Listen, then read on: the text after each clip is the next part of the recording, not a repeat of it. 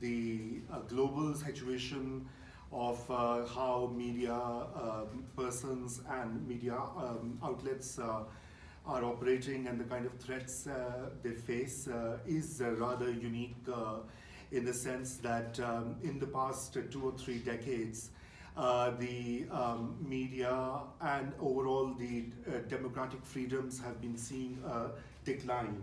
In fact, the most recent survey or the index known as the Democracy Index, led by by a couple of organizations. I mean, it shows a gradual decline in democratic freedoms for the past few years, and it is somehow linked to also the global rise in fascist and nationalist movements across the globe, whether it is Western Europe or the US or the Middle East or Turkey or India or Brazil, the most recent entrant into that not so distinguished club. And so we are seeing these autocrats and authoritarian models of governance and populist movements which somehow believe in one strong charismatic leader, and where a large number of people vote for these strong men, and they think they can dispense with media freedoms, they can muzzle journalists and journalism in general. And I think it is a crisis like situation, because historically, at least in the recent history, countries like the US have been sort of at the forefront of global movements to protect journalists and to safeguard media freedoms. But here in the US, things have changed because we have a president here who calls the journalists enemy of the people. And there's incessant positioning against press freedoms, against the press, and you can just scroll down through the tweets of President Trump for the last 2 years to look at what he believes about the press. And that particular situation is making it even worse, because whatever happens here has a trigger effect globally. So if President Trump makes a statement against the press or freedom of the press, etc., many others say, well, that's happening in the US. So Erdogan in Turkey would say, what's wrong if I have jailed the largest number of journalists in my tenure? And I think that particular thing also has to do with the sort of crisis that neoliberalism is facing in the world. We are living in a situation where there is unprecedented, or at least for a century, never has been wealth and income inequality been that extreme or dire. And this global inequality is also, I mean, it is manifested in the US, because if you look at the data that is now coming out, that the real wages in the US have stagnated for the last 30 or 40 years. In fact, they may have declined for certain groups. And what many economists have said, that perhaps the US itself is passing through an extremely unequal income and wealth distribution, perhaps only reminiscent of the 19th or the earlier 20th century, and that trend is also true to a large extent for Europe, where a lot of economists are warning that the world patterns may be resembling what the wealth distribution looked like in the 18th and the 19th centuries. So this particular crisis of neoliberalism also manifests itself in what we see globally, the concentrated media ownership. So while these strong men and despots and state structures are muzzling journalists' voices, the kind of things Sonali has told you are very, very common in South Asia and my country too, where police interrogate activists and journalists.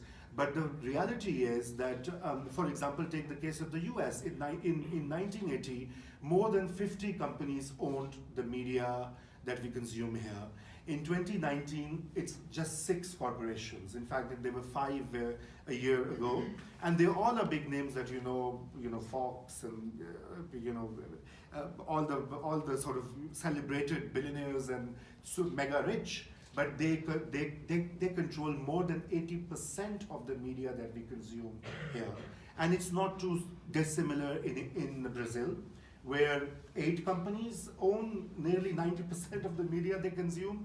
In Turkey, President Erdogan has just adopted the same formula what Pedro was mentioning about Nicaragua. He's basically bought out all independent or hostile media groups. So there's this really sort of perverse situation taking place, because what we understand as media is perhaps we need to rethink if it's real media or not, because corporate media is pure business.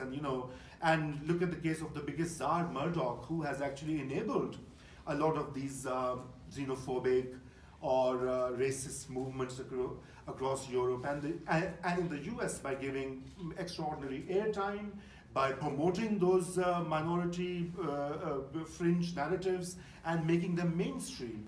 So I think the kind of planet we are living in is surrounded and mired in these multiple crises, and I think and shrinking media freedoms and attacks on journalists only represent are perhaps symptomatic of that deeper crisis at work. And finally, I think I would also add here that as Sonali said, that while this is seemingly an intractable situation, but there is of course a lot of resistance as well, and there is never has there been a better time to be a journalist, and the digital technologies do provide you with many tools and many instruments and many spaces to resist this attack on free press across the globe. Barbara mentioned in the introduction that we should be talking about our country, so I'm in a kind of a fix because I live in 2 time zones. I'm here, technically a resident in the US, but also I think of my home country, Pakistan. So in Pakistan, it is not too different, where we've had a decade of, more than a decade of democratic rule, and the media freedoms were kind of on an upward trajectory. But in the past 2 years, again, this muzzling of media has started, and Pakistan's strong state institutions, like the military, like the political government and political parties, they are using this very similar instruments like buying out, squeezing ads and government ads to media. So I was editor of a newspaper, and I quit some time back, largely because there was a constant crisis of salaries. Journalists were not being paid, and the print is virtually choked, because it was a progressive and a kind of an adversarial paper. So all the government supported ads had been stopped. But sadly, I have to say that the developments in the last 2 years here in the US have not been very encouraging either. I mean, recently a leak was made where the FBI has been tracking the activities of journalists and activists. I mean, they're in dozens. There were many citizen journalists picked up at the Standing Rock protests 2 years ago, and many of them did not even make a news on the mainstream media. We did not read them about them in New York Times or Washington Post, and they are bloggers, they are citizen journalists with their phone cameras, etc. The onslaught of this corporate culture using mainstream media or corporate media structures is a really worrying sign. I mean, these big oligarchs, these monopolies have to be dealt with under the antitrust law in the US, which again, applications under the Antitrust Act have declined in the last 3 years. I mean, that's what data shows, that all the big corporations are aggregating more and buying out other smaller outlets.